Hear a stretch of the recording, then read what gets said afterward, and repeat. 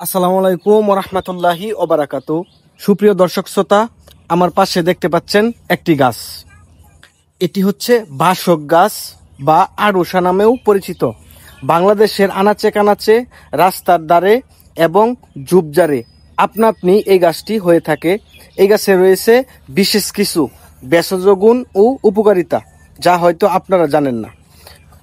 প্রিয় বন্ধুরা, বাংলাদেশের ইউনানি আয়ুর্বেদিক চিকিৎসায় এই বাসক গাছের বা বাসক পাতার বেশ কিছু গুণাগুণ রয়েছে। প্রিয় দর্শক, এটি হচ্ছে বাসক গাছ।